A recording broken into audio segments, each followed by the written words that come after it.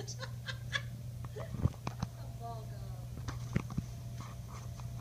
I'm Skylar Perry, and this will be my persuasive speech on why shopping used and at secondhand stores can be very beneficial to save you money.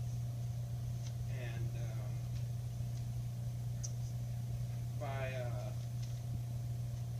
to get ready for the garage sales, you can look in the newspaper and on Bizman online and look at the listings, and you write all the sales down and categorize them by the time that they're happening and the location in town.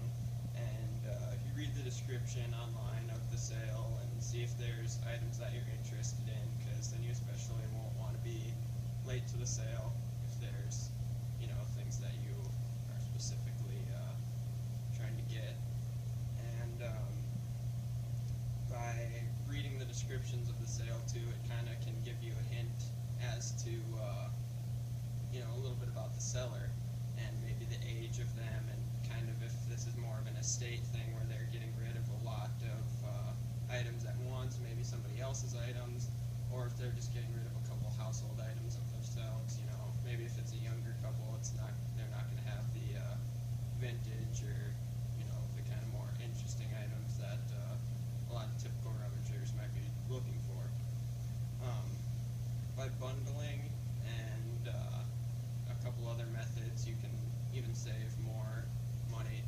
I know, like, sometimes, well, I shop for records a lot, and some sellers will just have hundreds upon hundreds of records and all sorts of boxes, not necessarily categorized. And even if they are categorized, if they have a large number of any item, not necessarily even records, it could be bikes or just something that you're interested in, musical instruments. If they have a lot of these things and they maybe don't use them as much as they used to, they might let you do a bundle deal where if you get a lot of records from them, then they'll give you a better price. Instead of $2 for each record, then you could get the bundle deal and offer them so much for your lot that you've picked out. Another good tool can be is bargaining on the price. Usually this doesn't work the best at the beginning of a sale because people are more they're not as lenient as to swaying on their price. But if it's later in the day and you see an item that like you've been to the sale in the morning and you know that it's been there, and you can ask the seller to take less, and you can sometimes usually even get it for half of the listed price that they have, because they just want to get it out of their driveway and not have to move it back inside. So bargaining can always work pretty good, and you should know to compromise with sellers too. Like if you're trying to haggle them down, don't don't try to make it seem like you're the one that won't move in their price. I mean, it's good to go back and forth with them a little bit, show them that you're good at bartering or dickering, but you don't want to offend the seller and make them think that you're trying to get too much off their price, because it is their item until you buy it. So, and if you have a seller that's nice, you can ask about other items. Obviously, they're already having a sale for a reason. They have a little bit too much stuff, so they may have stuff in their house that they're willing to sell. So you can ask about the records that you're interested in or other stuff like that. And sometimes they're willing to sell stuff that's in their garage. Like I know I've gotten cool signs before that didn't have a price tag on them. It was just hanging up in the person's garage, and they were, I made an offer on the sign, and they were willing to accept it, I guess. And so that can be, cool for both parties. Maybe he didn't think it was even worth as much as I offered him, and I thought it was cool that he was willing to sell an unmarked item. So, like I said, win for both parties. Most everything has a price. Like I said, you can ask about things that aren't necessarily for sale, and unless somebody has an emotional attachment to something, usually they can, they'd be willing to take an offer, or, if you're already bought some items from them, they may be willing to show you part of their personal collection or something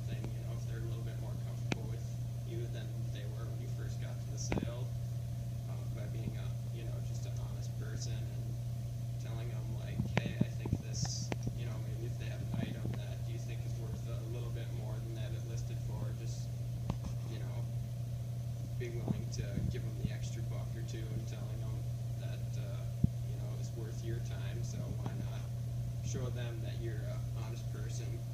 And the best part is that you can find everything at these garage sales. I mean, these records that you go to the shop and find, you might be paying $10 for them at the record store, and then you can get them at the garage sales for $1 or $2, and just a whole crazy variety and a big bundle at once. Or sometimes there's tools at garage sales. I know I've gotten like snap-on wrenches before and stuff. People don't always know what they have.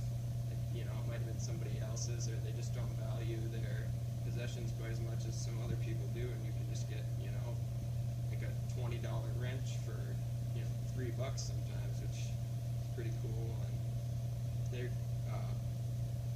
but yeah, to go along with the variety of items, you can see cool classic cars that are for sale, cars that need a little bit of work, some project cars, baked goods, new weapons for hunting, old weapons like vintage, bayonets for like wartime memorabilia, and even like trench art and old uniforms and stuff like that, and artwork.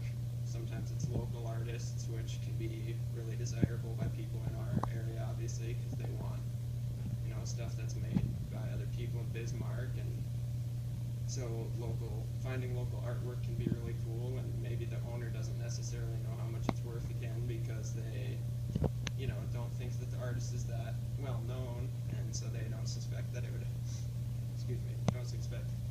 have a value that it does, maybe. So another thing about shopping at garage sales is sometimes these older items can be so much better than the new stuff that you get.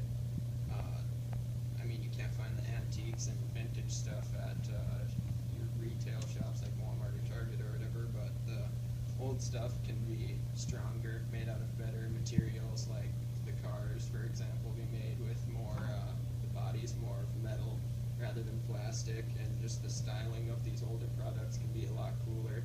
They have these classic, retro looks that a lot of times when stuff is being modernized, they make it look more simplistic, and sometimes that detailing can be really interesting.